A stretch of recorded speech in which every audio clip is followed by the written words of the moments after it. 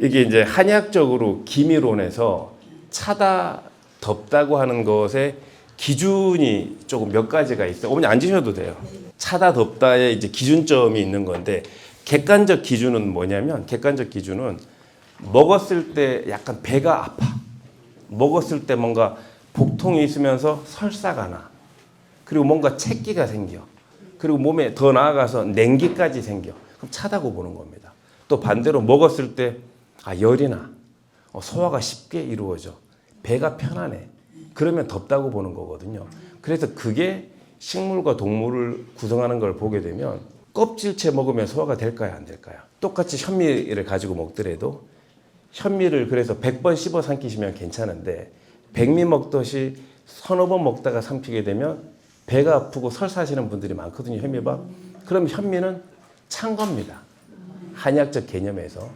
그런데 똑같이 현미를 잘 씹어서 꼭꼭 씹어서 먹어서 편하게 드시면 배가 안 아파요. 그리고 당연히 탄수화물이니까 따뜻한 밥 먹고 나니까 몸이 따뜻해지죠. 그러면 성질이 따뜻하게 되는 거예요. 기본적으로는 현미 맵쌀이 성질이 따뜻하지만 그게 어떤 분들한테는 차게 작용을 할 수가 있는 거죠. 찹쌀을 드시게 되면 또 속이 편해지는 경우들이 많단 말이죠. 그래서 맵쌀 현미를 먹고 불편하셨던 분들이 찹쌀을 드시게 되면 맵쌀 현미를 먹고 배가 아프고 설사하시게 되면 그분한테는 맵쌀 현미가 차게 되는 거고, 그분이 찹쌀을 먹었을 때 속이 편하게 되면 상대적으로 찹쌀이 성질이 따뜻하게 되는 거예요. 이해가 되셨죠? 또 한 가지가 이제 기본 식이요법에서 많이 중요한 것 중에 하나는 해오던 대로 하는 게 되게 중요하거든요. 근데 우리가 경험적으로 찹쌀을 주력으로 먹어왔던 지역이 아니에요. 열대지방이나 중국 일부나 이런 데들은 찹쌀이 주력인 지역이 있어요. 근데 우리나라는 맵쌀이 주력이었던 지역이거든요. 그래서 먹어왔던 대로 맵쌀을 주력으로 먹는 게 맞고 찹쌀은 보조로 먹었거든요. 그래서 찹쌀을 그냥 20%, 30% 정도 섞어 드시거나 1년에 서너 번 정도 뭐 섞어 드시거나 그냥 그 정도로 하시게 되는 게 제가 볼 때는 제일 맞지 않을까. 네, 잘하셨습니다. 또 질문 혹시 또 있으시면 네, 우리 어머님. 네.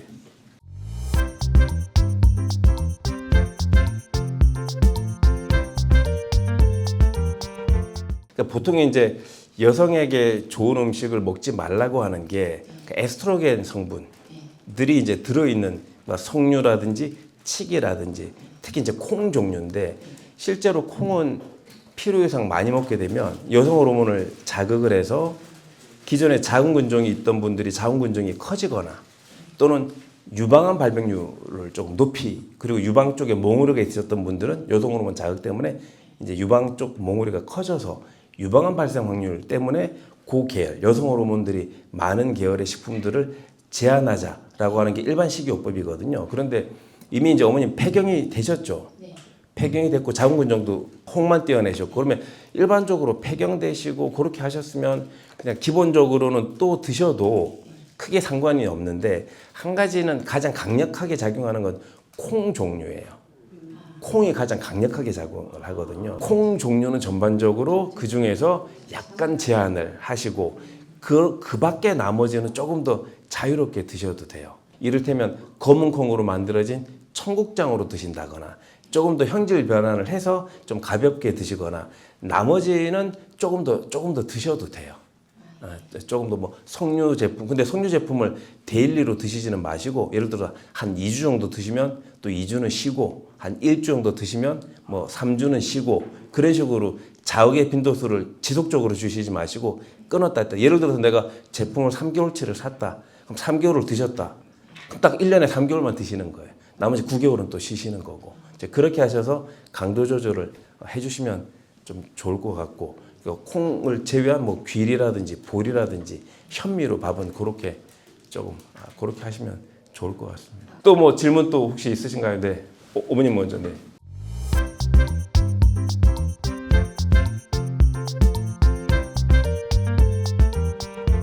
일단은 위치는 회전근개예요, 어머니. 그러니까 지금 어머니가 이게 팔을 이렇게 돌리셨잖아요. 그러니까 회전할 때 쓰는 근육이거든. 회전할 때 쓰는 근육이라서 그게 회전근개고 지금 60, 70대 어르신들이 제일 많이 수술하는 부위예요. 거기가. 왜냐면 얼마 전까지는 다 환갑에 돌아가셨거든. 그러니까 우리가 유전적으로 그 정도까지 쓰도록 세팅이 돼 있었던 거예요. 100년 전만 해도 일반인들은 35세면 다 돌아가셨고 양반들은 55세, 왕들 평균 수명은 47세거든요.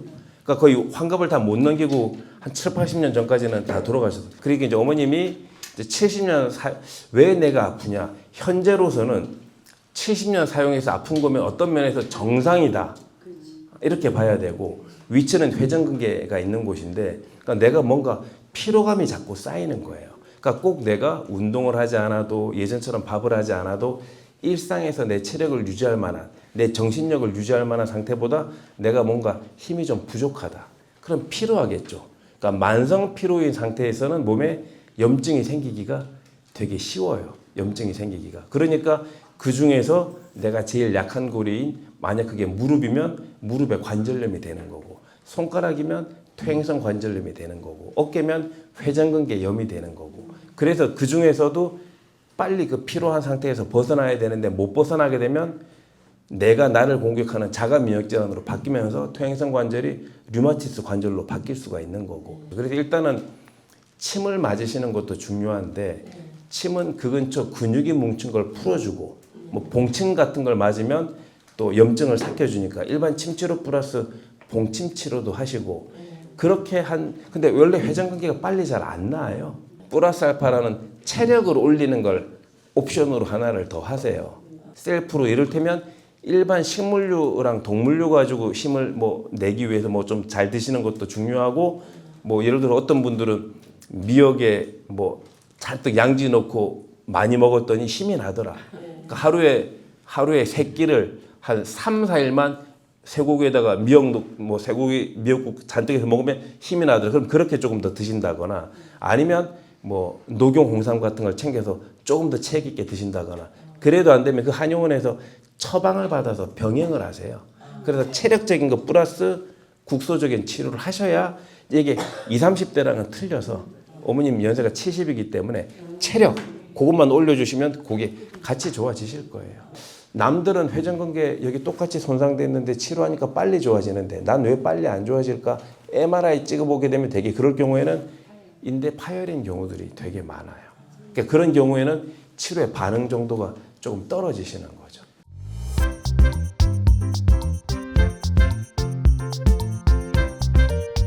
일단은 자가 면역 질환인 건 아시죠? 네. 그러니까 원형 탈모라고 하는 것은 쉽게 볼 게 아니라 자가 면역 질환이에요. 자가 면역 질환이라는 것은 류마티스라든지 왜 여러 가지 그런 뭐 이렇게 희귀 안치성 질환으로 이제 갈 수가 있는 거죠. 그래서 이제 원형 탈모가 생기는 건 이제 그 친구가 이제 스트레스를 되게 이제 많이 받고 스트레스를 많이 받고 피곤한 상태가 지속되다 보니까 뭔가 이제 몸에 시그널을 하나씩 보내는 거죠. 근데 축두나 앞머리나 정수리 쪽에 빠지는 건 그래도 다시 나요.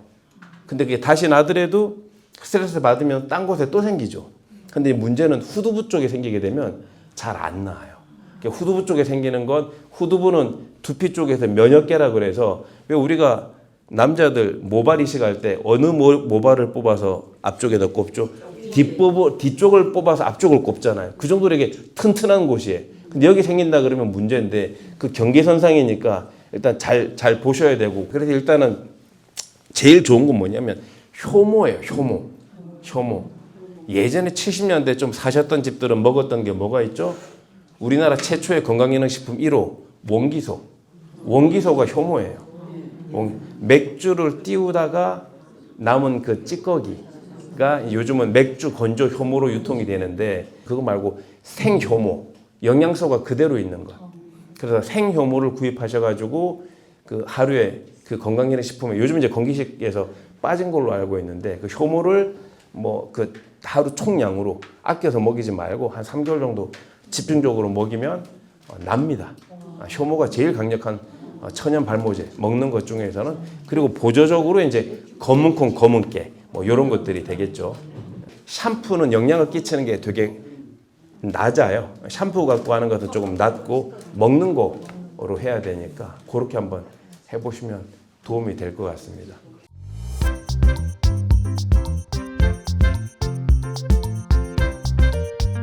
그게 이제 혹이 어디에 있느냐에 따라서 이제 다를 거고, 예를 들어 그 혹이 이제 그 혹을 자라게 만들었던 여러 가지 원인 중에서 호르몬 기반에서 그런 것들이 생겼다. 그러면 그게 이제 그게 동물이 됐던 식물이 됐던 특정 호르몬이 많은 그 제품에 또는 많은 그 동식물 영양소에 의해서 영향을 받을 수가 있겠죠. 근데 이제 그게 아니라 원래 내가 뭐 유전적으로 간에도 그냥 의미가 없는 그냥 낭이 두세 개 있고, 콩팥에도 의미가 없는 낭이 그냥 두세 개 있고, 유방에도 의미가 없는 낭이 그냥 몇 개 있고, 이제 그런 범위 내에서는 크게 상관이 사실은 없고요. 그냥 유전적으로 원래 그냥 그렇게 해서 병원에서도 1년에 한 번, 2년에 한 번 그냥 지켜봅시다. 근데 이건 별로 의미가 없이 생긴 겁니다.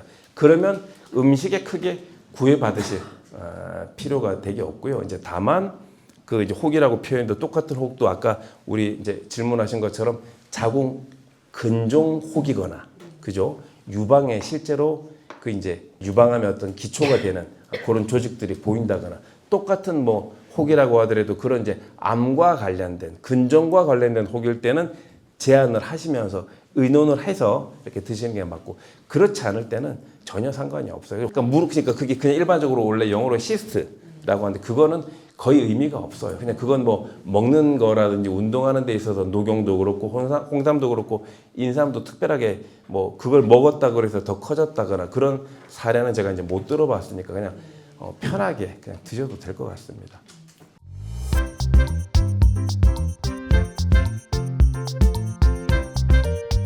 일단은 물이 그 활액낭에 물이 생기는 거예요. 그러니까 관절에 있는 활액낭에 물이 이제 생기는 건데, 물이 생기는 이유는 뭔가 뼈랑 뼈 또는 근육과 뼈 또는 근육과 근육, 뭐 인대랑 근육 이런 사이에서 서로 부딪히면서 마찰열이 발생을 할 때, 우리가 그렇죠, 일상에서 어디 불이 나면 소방서가 달려가는 것처럼 인체에도 조직 간에 부딪혀서 마찰열이 생기게 되면 그 마찰열을 끄기 위해서 물이 가는 거예요. 그래서 이제 그 물이 내가 움직일 때 한편으로는 불편하긴 한데 한편으로는 조직이 붕괴되는 것을 방어하는 측면도 동시에 있는 거거든요. 몸에 이유 없이 물이 생기지 않겠죠. 그죠?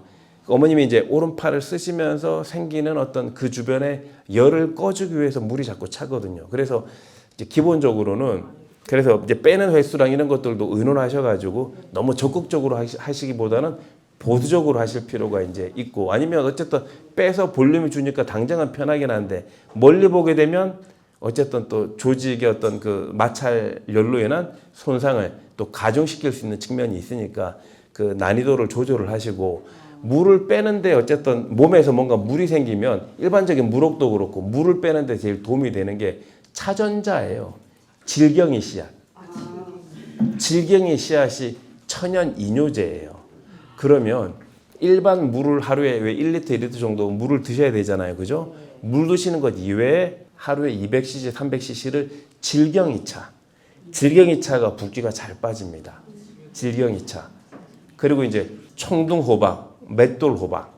호박즙 있잖아요. 호박즙. 예를 들어서 뭐 어머니가 칼로리를 제한하신다면 하루 3끼 중에서 1끼 정도를 호박즙으로 하거나, 또는 3끼 중에서 1끼는 좀 반 줄여 드시고 호박즙을 하루에 한 2개, 그리고 질경이차 하루에 한 2-3잔 이렇게 드시면 물 생기시는 게 훨씬 더 빨리 줍니다. 네. 그러면 오늘 저희가 준비한 배아노의 한입보감 한입 콘서트는 여기에서 마무리를 하도록 하겠습니다. 감사합니다.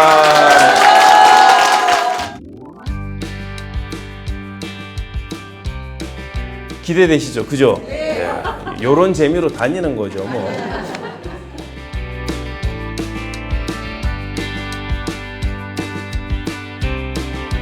셀코TV 구독과 좋아요 그리고 알림 설정 계속 부탁드리면서 오늘 수고 많으셨습니다. 감사합니다. 감사합니다. 수고하셨습니다.